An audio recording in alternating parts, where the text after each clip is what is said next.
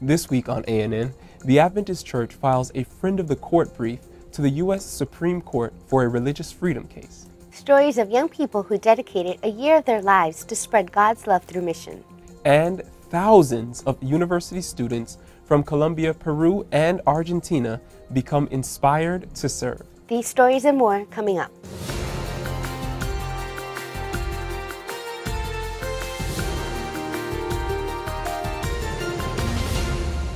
This is ANN, a service of the Seventh-day Adventist World Church. Thanks so much for joining us this week. First in the news, the Adventist Church last week filed an amicus brief, or a friend of the court brief, urging the U.S. Supreme Court to accept the case of a Muslim girl who was denied a job because her head covering violated corporate policy. The church fears that without intervention from the Supreme Court, the ruling of a lower court will create a legal precedent that will erode religious freedom workplace rights.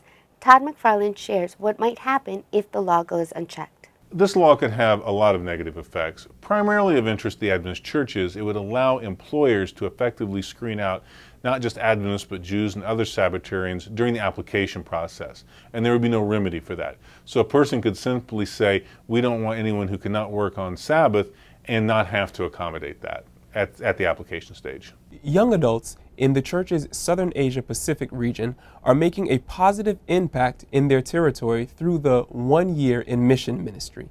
Tony Stanier has more. Hi, I'm Tony Stanier, and I'm serving as the 1 year in mission coordinator for the Southern Asia Pacific Division Youth Department. I want to share with you some of the updates that are happening here in our division with the 1 year in mission progress. About 2 weeks ago, I was able to visit Alvianos, who is our lead coordinator in East Indonesia. He has a wonderful group there. He was able to share with me some of the projects they were working on and where they made a center of influence in one of the ice cream parlors there in Makassar. We also did a compassion program on the Sabbath where we invited about 100 youth to participate in sharing God's love in practical ways. We were able to pay for the local transportation, giving out food, and also giving little happy cards that made people smile, especially some of the police officers that we met there. Singcam, Keiko, and Sofal, who are leading out in Kota Kinabalu with the SAUM 1 year in mission team. A lot has been happening there, and if you would just pop over to their Facebook, you'll see some of their compassion programs, their small group activities, and also their care group they have there with the non-believers. John Dokot is active with his 1 year mission team there in the city of Batangas. If you also view their 1 year mission page, you'll be able to see some of the community services that they've been working on, a medical mission. And also one thing that's interesting is that they're having a prayer program that happens at the City Hall. It's something that they're really trying to make a reality of bringing Jesus into the city government there. Make sure to stay tuned to see more 1 year in mission testimonies and initiatives later in the program. The Columbia Adventist University in Medellin last month organized an event that drew nearly 2,000 students and professionals from Colombia, Argentina, and Peru to get motivated to serve. The I Will Go To Congress was the third such event to promote mission work around the world. The university's president, Dr. Abraham Acosta, said he and the organizers wanted to inspire young people pursuing different careers to know that they too can grow a passion for mission. As a result of the Congress, more than 100 attendees signed up for the university's School of Mission. Organizers said their goal was to motivate young people to serve beyond the borders of Colombia. Adventists in Brazil are raising awareness for the need of bone marrow donations and environmental issues in their nation. Novo Tempo sent this report. Volunteers, along with the local Adventist hospital, are bringing attention to the lack of bone marrow donations. At this time, we currently have 80 patients on the waiting list for bone marrow. And if we are to strive to have each one of these patients to live, we need 100,000 new people to enlist as possible donors.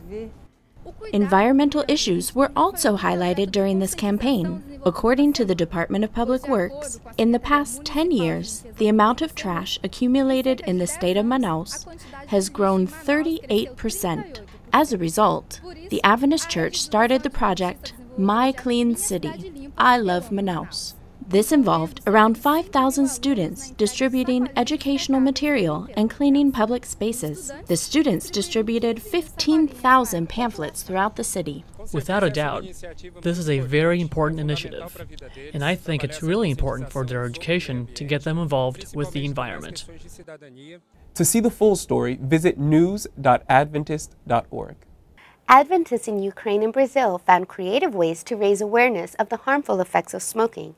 More than 100 people were reached last month with the Life Without Cigarettes campaign in Ukraine, where candy was given in exchange for cigarettes. Adventists also distributed materials with tips on how to kick the habit. In Brazil, students from the Adventist School of Santa Maria conducted a mock funeral during the nation's anti-smoking day. Students dressed in all black and walked in a procession as they held a coffin symbolizing a person who died from smoking. Students also gave away apples to people who turned in their cigarettes. An Adventist university on the twin Caribbean islands of Trinidad and Tobago recently opened a center for African studies. The University of Southern Caribbean Center opened on the anniversary of the abolition of slavery in the British West Indies. Nasiru Waje, the minister counselor of the Nigerian High Commission, commended the university by saying it will ensure the contributions of Africans to humanity will remain well documented. The university's president, Dr. Clinton Valley, said the center was designed to encourage research from an Afrocentric perspective. The Nigerian High Commission has also assisted the university by providing lecturers to teach 3 native Nigerian languages at the center. A section of the U.S. state of California recently experienced the largest earthquake in its region in 25 years. An Adventist church in the affected area opened its doors to members of a historic Methodist church that suffered significant damage. Although the Napa Valley Seventh-day Adventist Church experienced damage of broken glass, shifted pews, and bent pipe organs, it didn't stop the church from reaching out to the First United Methodist Church the day after the earthquake struck. The Napa Valley Church Board voted to allow the Methodist Church to use their facility to conduct worship services at no cost as they await repairs. Thousands of Adventists in Serbia's capital city of Belgrade said they had a chance to see their dreams come true last month by attending a concert presented by a world-renowned Adventist singing group. The Heritage Singers gave the concert at the Sava Center to more than 4,000 attendees. The Heritage Singers have been committed to spreading the gospel through song for more than 40 years. And finally in the news this week, we would like to acknowledge that Monday, September 8, is the United Nations International Literacy Day. This will be a time for you, your family, or your local church to find ways to raise awareness of the literacy problems within your community. Raquel Ahais shares why the Adventist Women's Ministry Department has a vested interest in this issue. Illiteracy is one of the issues that impact women globally. Just a number, 775 million people cannot read and write, and 2/3 of this number are women. So we are committed as a department to build the capacity of our women to help them to overcome poverty and abuse and other issues that impact women globally through literacy programs. And one example is India, who has a program that is beautiful called Never Too Late to Read. And is all over India, helping women, empower them to have a better life and to build their future in a different way. Coming up, find out what's in the latest edition of Adventist World magazine.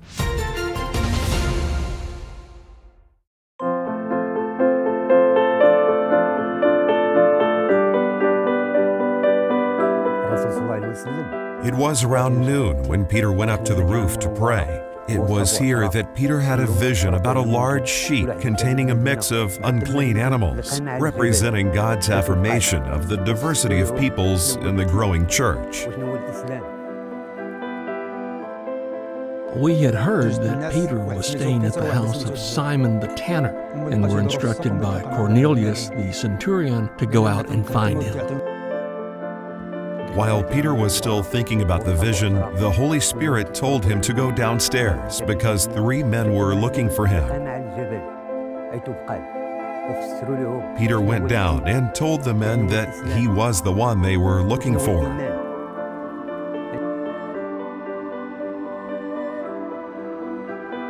We then told Peter that Cornelius the centurion had been told by an angel that Peter would come and see him at his house. So, unbeknown to Peter, Cornelius was already expecting his visit to Caesarea. What happened here was quite unusual, just the fact that Peter entered the house. Remember that it was against the law for a Jew to associate with or visit a Gentile. Cornelius told Peter how 3 days earlier he had been praying in his house when an angel had appeared before him. Peter shared with Cornelius his new understanding that God does not show favoritism and is the Lord of all. This was a real turning point. From this point on, the gospel was also given among other people groups, and it all started out with prayer and fasting and a vision.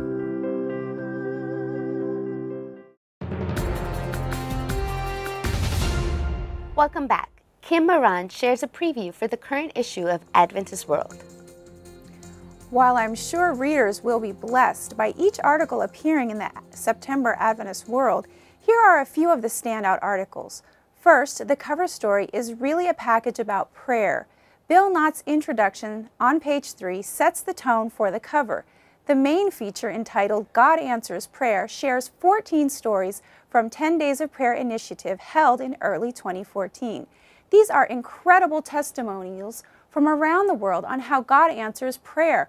Mark Finley's article called The Reality of Unanswered Prayers brings up the matter of trusting in God when we don't get the answers we want. And finally, Jerry Page writes a short piece on how united prayer works. Another article centered on prayer is Ted N.C. Wilson's Persistent Prayer. In it, Wilson writes about the prayers of Jesus recorded in the Bible. He also highlights the other 74 prayers recorded in the Bible that span the range of human emotions. This article can serve to refresh your prayer life. My time is running out, but I have to mention the Adventist Health column that brings up the question of legalizing the use of marijuana. This topic isn't as clear-cut as you may think.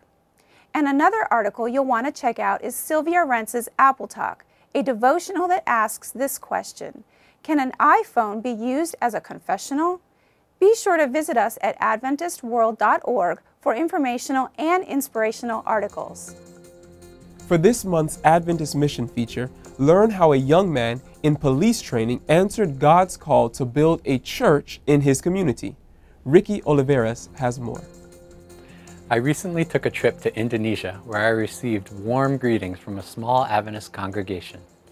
We were pretty much in the middle of nowhere on a small island, so I wondered, how did the gospel message make it all the way out here?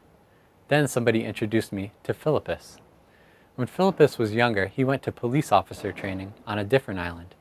During his training, he met an Adventist and they began studying the Bible together. Philippus was convinced that the Bible was true, and he felt a burden to share what he had learned. He had no idea where to begin, but one night he had a dream telling him to build a church in his home village. He never thought he'd go back to his home, but he knew that God was calling him to share his new faith with his own tribe. He went door to door telling the villagers the good news he had learned. Some people refused to listen, but others were very interested. After some Bible studies, his family and some neighbors gave their hearts to Jesus. And since then, their congregation has grown, and they already have an established church on the island.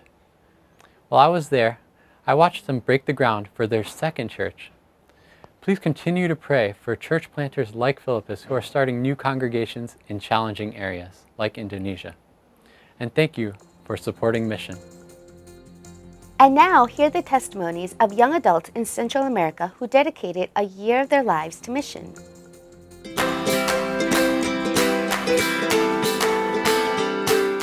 My name is Ana Claudia Oliveira. I'm 18 years old and I'm from Salto.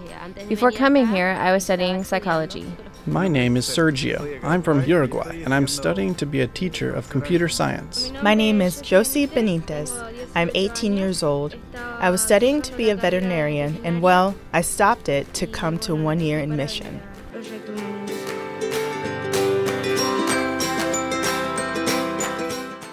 In 1 year in mission, we should depend completely on God. In the mornings, the personal worship is very important. I believe that we can't give something that we don't have. I mean, if we don't have a great connection with Jesus, we can't transmit that to people.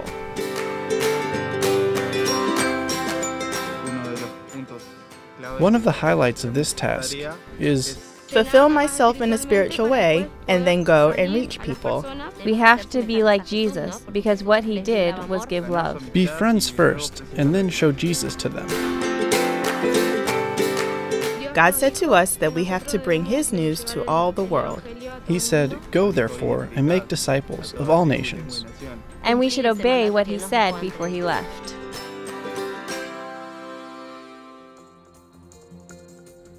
Want to keep up with worldwide issues related to religious freedom, but don't know where to look? For this month's Public Affairs and Religious Liberty segment, Dwayne Leslie shares how you can stay up to date with religious freedom topics with the Global Faith and Freedom television program. Even just the most cursory review of the news today reveals that religious freedom in many parts of the world is on life support. As we've reported in the past, more than 76% of the world's population currently lives under significant restrictions on religious practice or belief. For those of you that are interested in learning more about current issues related to international religious freedom, I'd encourage you to tune into Global Faith and Freedom. Each week, we bring you a broad range of experts, including religious leaders, professors, humanitarian officials, and political leaders discussing these important topics. Upcoming episodes focus on religious persecution in Nigeria and the recent kidnapping of over 200 schoolgirls, the increase in anti-conversion and apostasy laws around the globe, and the future of religious freedom in the United States after the Hobby Lobby decision, just to name a few. No matter your background, Global Faith and Freedom provides a dynamic and easy way to understand some of the most pressing issues facing people of faith around the world. It airs weekly on the Hope Channel, so check your TV listings for the broadcast times in your area. You can also watch episodes online at hopetv.org. If you're interested in discussing some of the topics that you see on the show, please feel free to interact with us on Twitter at IRLA_USA. I hope that you will stay tuned and watch Global Faith and Freedom as we try to change our world one episode at a time. For this month's report from Adventist World Radio, Dal Chow shares AWR's developments with the local radio broadcasting in Northern Africa. Adventist World Radio reaches the people in North Africa in a number of ways, from shortwave to podcasts and more recently local radio. Tell me a bit about the latest developments in local radio. Sure. North Africa is a very interesting region, and we are diversifying the reach for North Africa by using FM stations. Now, it's not possible to do that from within the countries we're wanting to serve. Well, we have found a way to locate some stations in surrounding countries that are able to reach the shores of many countries in the North Africa region. Currently, we're installing like 6 stations around that part of the world, 5 of which are already up and running. So we are now airing programs in 5 languages to that region. We do English, of course, because Gibraltar is right there.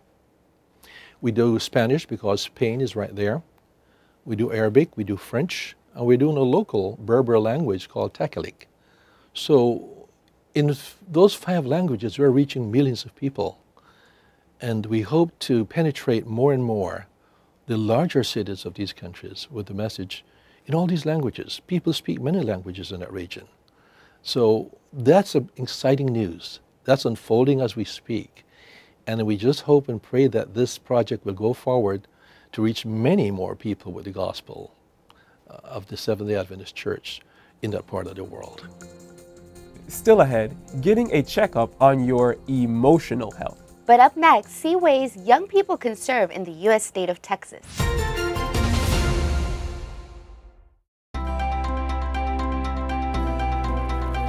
It's the all-new, updated In Prayer app, reminding you to pray at 7 a.m. and 7 p.m. 7 days a week. Prayer requests and stories, the daily devotional, all the latest videos, and social media integration through Facebook and Twitter, plus many more features. Now available free for iPhone, iPad, and Android. during communism, corporal punishment, it was just the thing to do. That meant I have to put my hands out. And I would get so many hits on my hands that instead of having the dip, it was puffing out. I would pray that God would keep me safe. My name is Adrian, and my prayer was answered.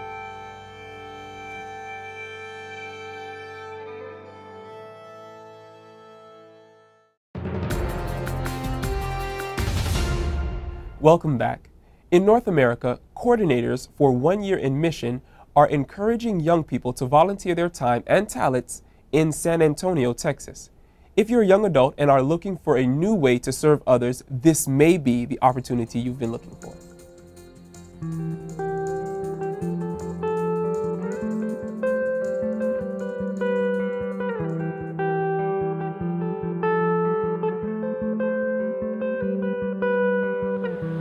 Hi, my name is Janina Irving, Project Coordinator for 1 Year in Mission. 1 Year in Mission is an initiative of the Seventh-day Adventist Church, empowering young adults to take action now. It started as a movement with 14 young adults from around the world coming together in New York City to learn how to do evangelism in our modern 21st century world. Now it's your turn to join that movement. 1 Year in Mission is 1 year to give, to serve, and to change lives.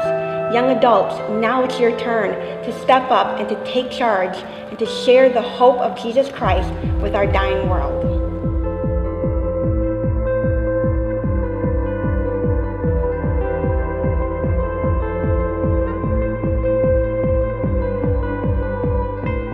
Acts 5:28 says, "You have filled Jerusalem with your teaching." That is, the apostles filled Jerusalem with the teachings of Jesus Christ. And that is what we'll do in San Antonio. Be a part of 1 Year in Mission, San Antonio, Texas. Volunteer today.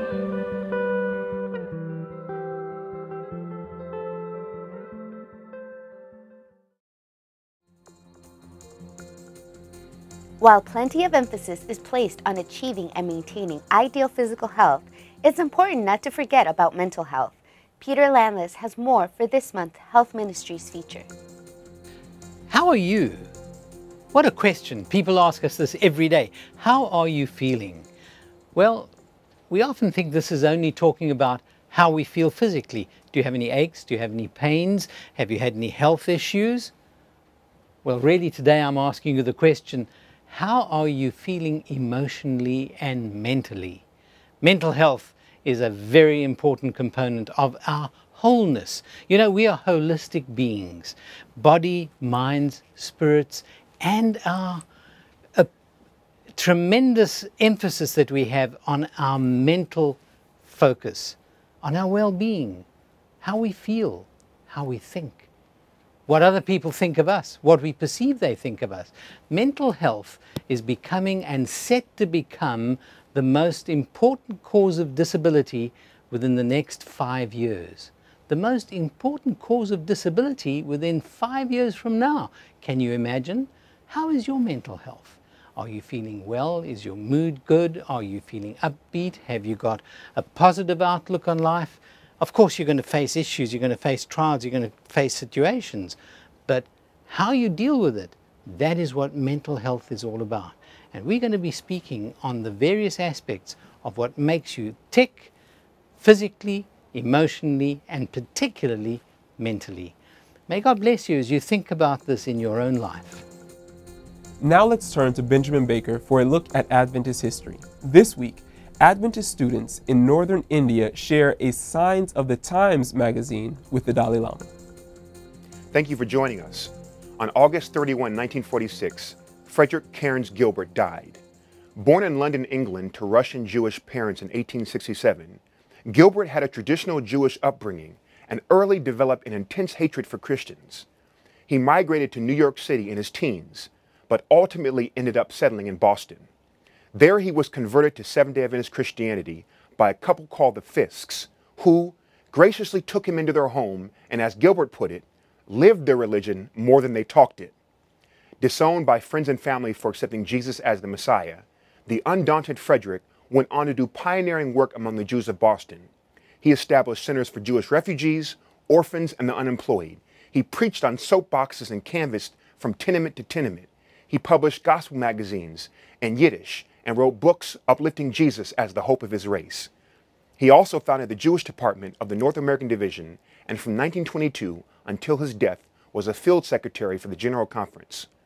Also during this week, but in 1960, in northern India, on the foothills in the Himalayas, Adventist students from Vincent Hill College gave issues of the Signs of the Times to a store owner of the Roman Catholic faith. Later, the kind proprietor informed the students that members of a certain large household had taken copies of the magazines and returned requesting more. The Vincent Hill students arranged a visit to the household and there met for 30 minutes with the Dalai Lama, who showed rapt interest in Adventism and was enthusiastic about receiving a subscription to the Signs of the Times. Here you see a 25-year-old Dalai Lama with Signs of the Times in his hand next to one of the student colporteurs. And that was This Week in Adventist History. Thanks for watching ANN. Join us next week for more news from the headquarters of the Seventh-day Adventist Church. In the meantime, join our global conversation on Facebook and Twitter. You can connect with other Adventists worldwide and find links to more stories, photos, and videos. Visit Facebook/Adventist News or Twitter/Adventist Church. Our good news for this week comes from Isaiah chapter 26, verse 3. The passage says, "You will keep in perfect peace all who trust in you, and all whose thoughts are fixed on you." Amen. That's our program for this week. And remember, you can always visit news.adventist.org for daily news and videos. Until next time, God bless. Take care.